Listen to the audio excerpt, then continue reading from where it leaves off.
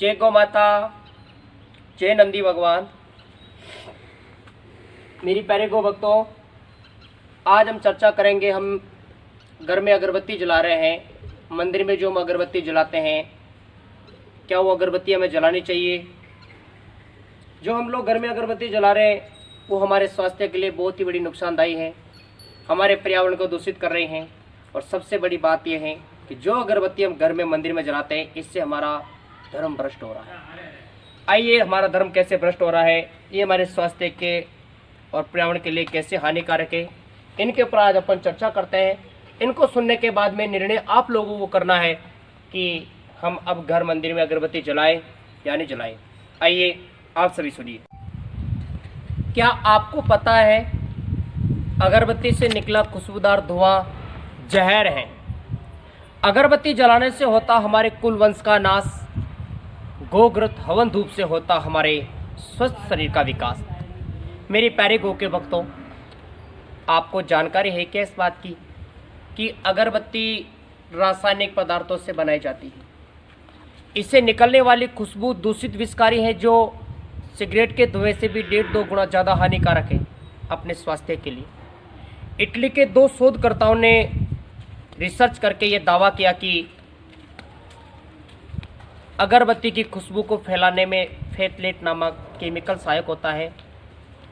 इसकी खुशबू न्यूरोटॉक्सिक और हेप्रोटॉक्सिक को सांस के साथ शरीर में पहुंचाती है, जो कैंसर और ब्रेन स्ट्रोक का कारण बन सकता है। दूसरी बात यह है कि अगरबत्ती में बांस की पतली डंडी लगाई जाती है और वैज्ञानिकों का मानना है कि बांस में लेड व हेवी मेटल प्रचुर मात्रा में पाई जाती है। लेड जलने पर लेड ऑक्साइड बनाता है, जो एक खतरनाक न्यूरोटॉक्सिक है। हेवी मेटल भी जलने पर ऑक्साइड बनाता है। आपने कभी किसी सनातन शास्त्रों में लिखा हुआ पढ़ा कि पूजा में अगरबत्ती जलानी चाहिए? नहीं लिखा हुआ किसी भी शास्त्र में अगरबत्ती के लिए। हमारे शास्त्रों में गोघृत व हवन धूप दीप के बारे में विशेष रूप से लिखा है। हमारे ग्रंथ शास्त्रों में बांस जलाना वर्जित है। बांस वंशवृद्धि का प्रतीक है। बांस जलाने से पितृदोष लगता है और इसीलिए हमारे बड़े बुजुर्ग कहते हैं कि बांस जलाने से वंश खत्म हो जाता है। अब तो इन सभी प्रमाणिक बातों को सुनकर समझ में आ गई होगी कि अगरबत्ती हमें कभी भी घर मंदिर में नहीं जलानी है।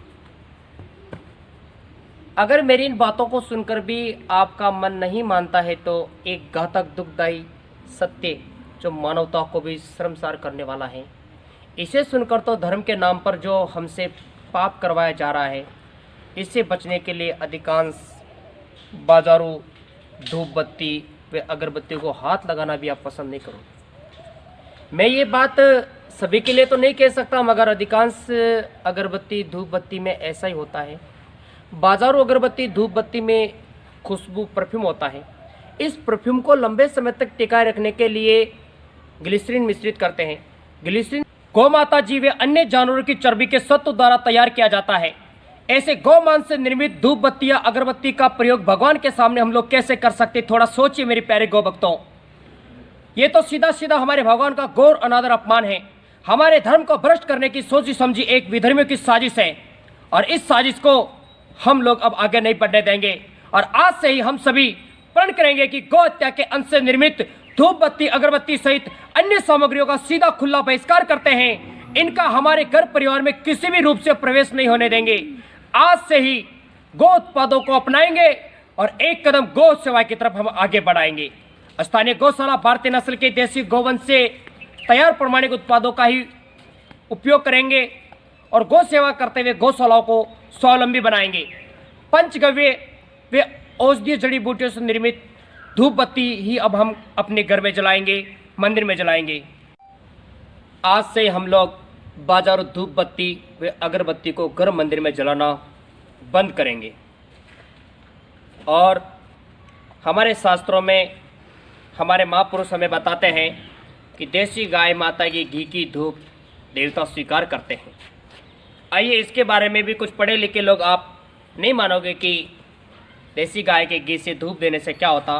तो आइए मैं इसके सारे वैज्ञानिक प्रमाण आपको देता हूँ इनको सुनकर आप पढ़े लिखे भैया लोगों को भी विश्वास हो जाएगा कि हमारे शास्त्रों में लिखी बातें कितनी सत्य है और वैज्ञानिक है। आइए, गोबर को सुखाकर उस पर गोघृत में चावल मिश्रित कर हवन करने से अत्यंत महत्वपूर्ण गैसें जैसे ethylene oxide, propane oxide, oxygen, menthol, phenol, ammonia एवं फार्मलिन इत्यादि गैसें बनती हैं। कृत्रिम बरसात करने हेतु वैज्ञानिक मुख्य रूप से प्रोपेन ऑक्साइड गैस का ही प्रयोग करते हैं। ऑपरेशन थिएटर से लेकर जीवन रक्षक औषधियाँ बनाने में जीवाणुरोधक गैस इथिलीन ऑक्साइड का ही सर्वाधिक प्रयोग किया जाता है। देसी गाय माता के गोबर के कंडे पर 10 ग्राम देसी गाय माता के हाथ के बिलोने का बुलाया हुआ घी में चावल मिश्रित करके हवन करने से 1 टन प्राणवायु ऑक्सीजन तैयार होती है। तो आप थोड़ा सोचिए कि जब हम देसी गाय माता की उपले पे घी डालकर हवन करेंगे तो कितना हमारे स्वास्थ्य को, हमारे पर्यावरण को फायदा होगा। कार्बन डाइऑक्साइड का बढ़ता हुआ खतरा, समय पर बरसात नहीं होने से उत्पन्न समस्या, नकारात्मक ऊर्जा का दुष्प्रभाव, वातावरण में उपस्थित कीटाणु से बढ़ता संकट, इन सभी समस्याओं को जड़ से समाप्त करने के लिए गोबर कंडे पर गोघृत के साथ उपयुक्त हवन सामग्री से हवन करना ही एकमात्र प्रमाणिक उपाय है।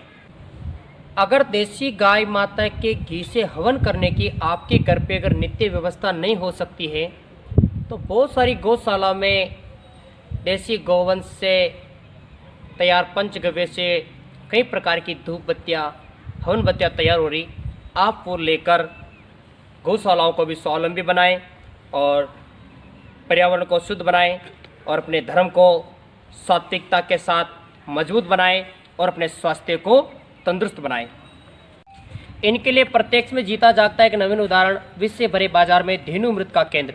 जयपुर जिले के आसलपुर ग्राम में गो संतों की सत प्रेरणा से प्रेरित होकर छोटे हवन धूप बत्ती के नाम से धेनु कृपा पंचगव्य उत्पाद केंद्र पर शुद्ध भारतीय नस्ल के देसी गोवंश के गोगव्य से निर्मित उत्पाद गो संतों के सानिध्य में गो सेवार तैयार किए जा रहे हैं। ऐसे ही अन्य गौशालाओं में गोबर घी व हवन सामग्री से निर्मित धूप बत्ती बना रहे तो उसी का उपयोग करके गो सेवा में अपना सहयोग प्रदान करें।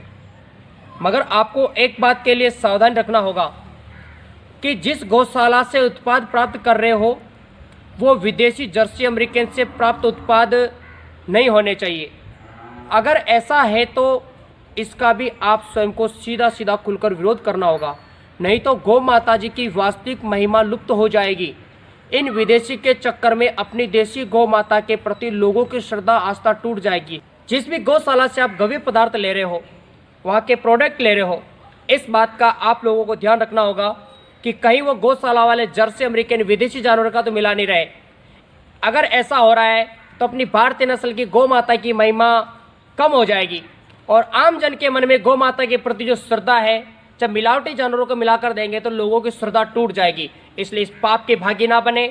आप आगे से पूरी जांच पड़ताल करके ही वहाँ के प्रोडक्ट तैयार करें कि कई अन्य विदेशी जानवरों का मिलावटी तो इसमें नहीं हो रहा है।